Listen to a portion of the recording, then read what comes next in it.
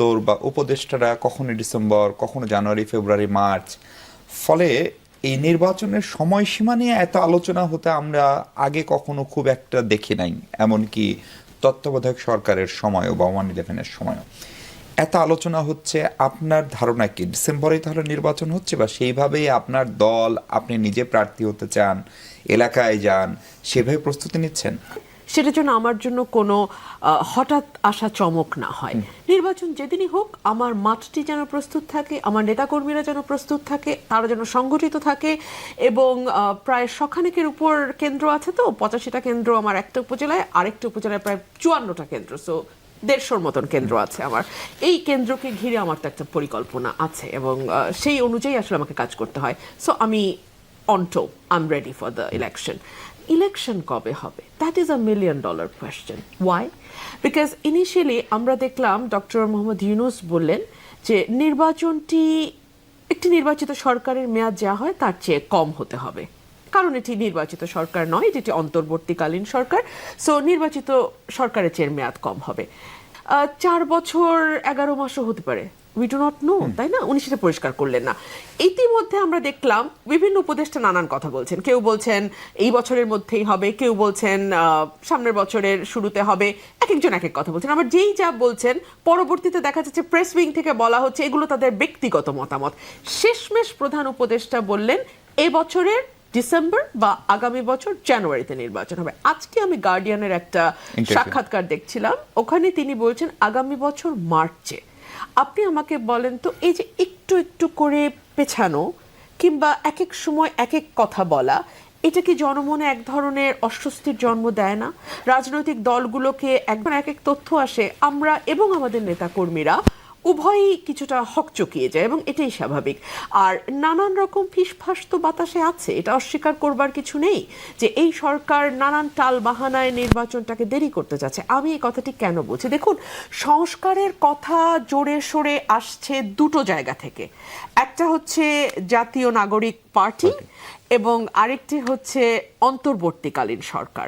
অন্তর্বর্তীকালীন সরকার খোলামেলা ঠিক সংস্কারের কথা সেভাবে বলছে না, তারা বলছে যদি পুরোপুরি সংস্কার হতে হয়, তার সেটা ডক্টর মোহাম্মদ ইউনূস শুরুতে বলেছিল, তাহলে 26 জুন পর্যন্ত সময় যেতে পারে। আর যদি মোটা দাগে সংস্কার চায় তাহলে এই বছর শেষ বা সামনের বছর শুরু। আর যদি কোনো সংস্কার না চাই, যেদিন চাবে সেদিনই আমরা নির্বাচন দিয়ে দেব। এই কথাটির মধ্যে এক ধরনের প্রচ্ছন্ন ইঙ্গিত আছে যে সংস্কারের ব্যাপারে তার একটা নডিং তো আছে। আর যেই নতুন রাজনৈতিক দলটি হয়েছে, অনুবাদ করেছেন, well you can say that. রাজার দল আমি কেন বলছি, তার পিছনে কারণ আছে।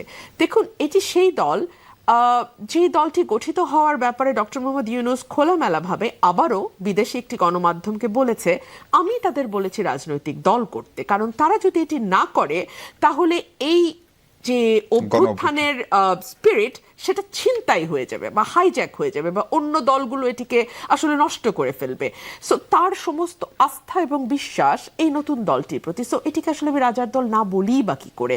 কিংবা ধরুন এই রাজার দলের যিনি প্রধান, সেই ব্যক্তিটি যখন বিদায় নিয়ে উপদেষ্টা পরিষদ থেকে বেরোলেন, তখন আমরা দেখলাম রাজার ঘনিষ্ঠতম একজন প্রেস সচিব, মানে প্রথম প্রধান প্রেস সচিব যিনি, তিনি বললেন যে উনি ভবিষ্যতে প্রধানমন্ত্রী হতে পারেন। অর্থাৎ খুব গাঢ় একটা ব্লেসিং আমরা লক্ষ্য করছি, তাই না? খুব গাঢ় এক ধরনের সিম্প্যাথি আমরা লক্ষ্য করছি। আচ্ছা, আপনি বলেন তো মিশু, ঠিক এই ধরনের অ্যাটিটিউড কিংবা তার উপদেষ্টা পরিষদের কেউ কেউ বলতেন আপনারা কি বিএনপির ব্যাপারে বা অন্য দলগুলো, আপনারা না দুঃখিত, অন্য দলগুলো কি বিএনপির ব্যাপারে কিছুটা অস্বস্তি বোধ করতো না? এবং তারা কি মনে করতো না যে এই সরকারের অধীনে বিএনপিও নির্বাচন করবে, আমরাও নির্বাচন করব, কিন্তু এই সরকার তো বিএনপির ব্যাপারে এক ধরনের ডিসিশন নিয়েই নিয়েছে, এক ধরনের ব্লু আইড বেবি যেটাকে আমরা বলি, বিএনপি তো এই সরকারের ব্লু আইড বেবি, যদি এই ধরনের কথা বিএনপি বা অন্য কোনো দল সম্পর্কে বলতো, সো সকলের মধ্যে একটা অস্বস্তি আসতো। এই ধরনের অস্বস্তি যদি এখন সবচেয়ে বড় রাজনৈতিক দল হিসেবে বিএনপির আসে এই সরকারের প্রতি, তাকে কি আপনি খুব বড় দোষ দিতে পারেন? কিন্তু আপা, আমি আপনার কাছে আসবো। তাজনুবা, রুমিন আপার এখানে সুস্পষ্ট দুটো অভিযোগ যে আপনারা রাজার দল বা কিংস পার্টি কিনা, এবং তার তিনি 2-3টি উদাহরণ দিয়েছেন। সম্ভবত এরকম আরও অনেক উদাহরণের কথা আপনাদেরকে শুনতে হয়। দ্বিতীয়ত হচ্ছে যে সংস্কার, নির্বাচন এবং বিচার, এগুলো তো আসলে সরকারের বিষয় হওয়ার কথা। বিচার আদালতের বিষয়। আজকে উপদেষ্টা নাহিদ ইসলাম যেটি বললেন যে যদি সংস্কার এবং বিচারের বিষয়ে ঐক্যমত হন, নাহিদ ইসলাম বা জাতীয় নাগরিক পার্টি তারা কারা, নাকি গণ অভ্যুত্থানে আপনার নেতৃত্ব দিয়েছেন বলে যা হবে সবকিছুর নেতৃত্ব আপনাদেরকে দিতে হবে? শুনছেন, সবাইকে ধন্যবাদ।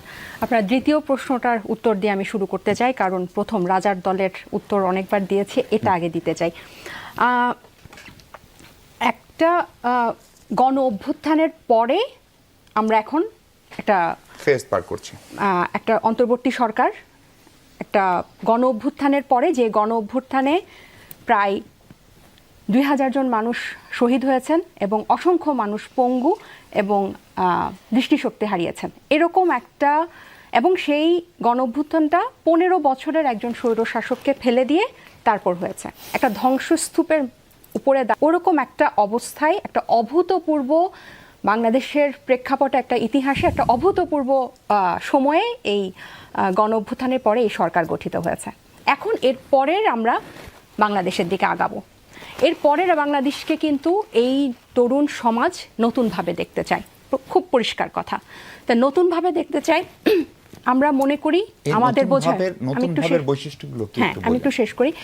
নতুনভাবে দেখতে চাই এবং আমাদের বোঝাপড়ায় বলে যে মুক্তিযুদ্ধের পর একটা স্বাধীন ভূখণ্ডে যে বাংলাদেশের মানুষের যে গণতান্ত্রিক মুক্তি, সেটা ব্যর্থ হয়েছে। আমরা সুযোগ পেয়েও সেটা হারিয়েছি এবং এই দফা আমরা ইতিহাস থেকে আমাদের মধ্যে তৈরি করার জন্য ব্যর্থ হবে। এই অবস্থায় আমরা বলছি যে আমরা খুব সুন্দরভাবে, সুস্পষ্টভাবে, যেভাবে গণ অভ্যুত্থানে সব ধরনের ফ্যাসিবাদ বিরোধী শক্তি অংশ নিয়েছিল, সবাইকে নিয়ে আমরা নতুন বাংলাদেশে যাব। এখন এই নির্বাচন, আপনি যে বললেন যে বিএনপির এখন একমাত্র চাওয়া নির্বাচন, সেটা যেই সময়ের মধ্যেই হোক। 5ই আগস্টের আগে বাদ দিলাম, 5ই আগস্টের পরে 6ই আগস্ট পর থেকে বিএনপির একটাই রাজনীতি, সেটা হচ্ছে তারা নির্বাচন চায়। নির্বাচিত সরকার সব কিছুর সমাধান করবে, মানে সব অসুখের ওষুধ হচ্ছে নির্বাচন। খুব ভালো কথা। এখন তারা নির্বাচনটা চাচ্ছে সংসদ নির্বাচন, আমরা বলছি আমরা গণপরিষদ নির্বাচন চাচ্ছি, কারণ আমরা একটা নতুন বাংলাদেশের পথে যাচ্ছি।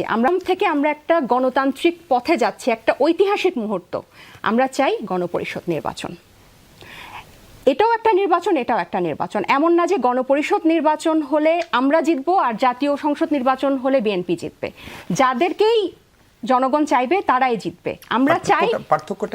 আমরা চাই নির্বাচিত গণপরিষদ একটা সংবিধান প্রণয়ন করবে অথবা সংস্কার করবে, তার আন্ডারে একটা সংসদ নির্বাচন হবে। এখন ওনারা বলছেন, বিএনপি বলছেন যে এটা হচ্ছে ষড়যন্ত্র, এটা আমাদেরকে নির্বাচন পেছানোর জন্য আমরা টালবাস্কার ছাড়া আমরা নির্বাচনে যেতে চাই না। কিন্তু নির্বাচনকে আমরা অস্বীকার করছি না, আপনাদের সময়কালকেও আমরা অস্বীকার করছি না। আমি একটু যুক্ত করতে চাই, আজকে জাতীয় ঐক্য কমিশনের কিন্তু ঐক্যমত্য কমিশনের সহসভাপতি প্রফেসর আলী রিয়াজ কিন্তু উনি বলেছেন যে যেই সুপারিশগুলো আসবে, আমি এটা পুরাটা বলছি না, যে সুপারিশগুলো আসবে সেটা 6টার বিকল্প পথ কিন্তু উনি বলেছেন, যার মধ্যে শুধু 6টার মধ্যে 5টাই কিন্তু গণভোট বা গণপরিষদের মাধ্যমে এবং গণপরিষদ এবং আইনসভার মধ্যে আমরা কিন্তু এখন এবং গণপরিষদ ও আইনসভার মাধ্যমে এখন আমরা কিন্তু নির্বাচন, এই যে আপনি যে বললেন নাহিদ ইসলাম যে কথাটা বলেছে, উনি সহযোগিতা চেয়েছে যে আপনারা নির্বাচনের জন্য এরকম মুখী আছেন, ঠিক একইভাবে আমরা সংস্কার এবং